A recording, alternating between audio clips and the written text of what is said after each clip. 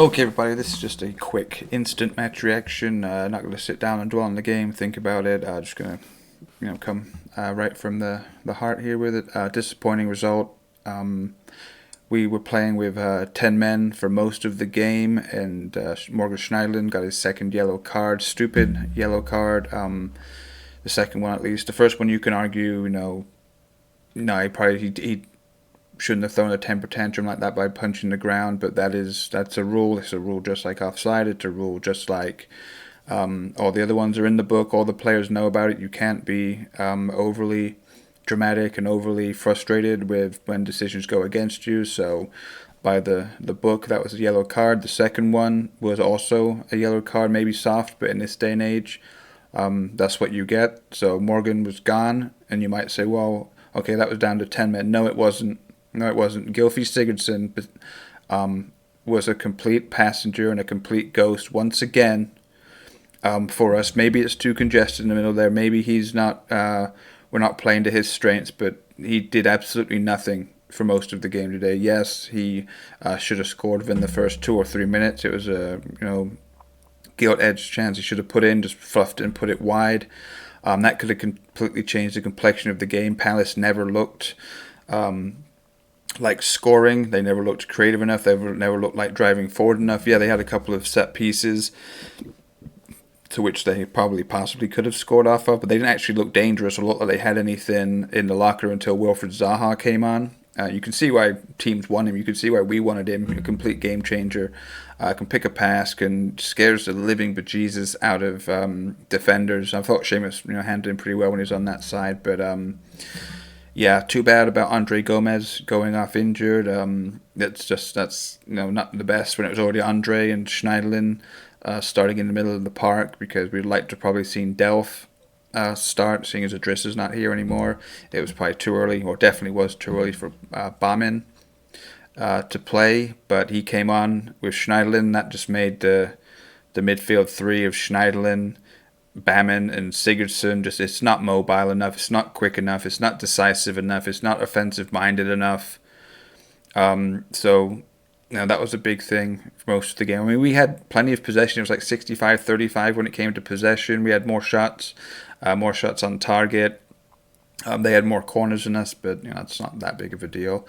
But where's the service? Where's the service from Bernard? Where's the service from Richarlison, who I thought Richarlison wasn't at it today. Bernard wasn't at it again. There was great interplay between Richie and Seamus down the right side, but the final third and the crossing and the pulling back and the creativeness just wasn't there. Nothing for Dominic Calvert-Lewin to feed off from the right. Luca, Dean, and Bernard, nice flicks, nice reverse passes, nice interchanging, but no service for Dominic Calvert-Lewin, or if there was, it was measly and wasn't in the right position if there was any type of service in the box. So offensively, it's exactly the same problems as last season, exactly the same issues that need to be addressed. We don't have a plan B. We don't have a plan C. If going down the outside to Richarlison and to Bernard doesn't work, then we don't have a backup plan. There's no way we can go through the middle. Nobody was really breaking forward. Occasionally Gomez did. I didn't see Sigurdsson once try and get ahead of Dominic Calvert-Lewin. I didn't once see any other players breaking forward, cutting in, getting in the channels. So if you're not creative enough, if you're not dynamic enough, if you're not ambitious enough to take a chance, we had one or two shots from outside the box, didn't even test the goalkeeper at all. No chance for hitting the bar, hitting the post, coming back into play. No chance for it to take a wicked deflection and go in. For keeper to parry it, to nothing. Just offensively limp. I think the midfield is just what lost us the game today. Besides our lack of clinical finishing, but like I said, that's about it. We should have taken 3 points there, but playing with 9 players, that was it's an acceptable point. It shouldn't be acceptable. That game should have been over in the first 5 to 10 minutes. That's one of those games that is like that. So Yeah, that's it for me with this instant match reaction. Disappointed, thoroughly disappointed. Just like to thank the people that showed up for the watch along today. Had a decent crowd in there, lots of conversation, lots of chat, lots of positivity, lots of discussion. So if you're watching this, you're not a subscriber, please subscribe. If you haven't liked the video, please like the video.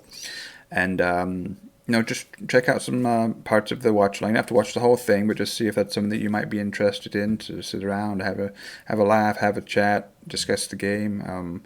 But I'll be back with another video later on with a more in-depth reaction, or I guess it'd be a review as opposed to a reaction, stats, statistics, other things, other ways we could have gone about it, but just disappointing today.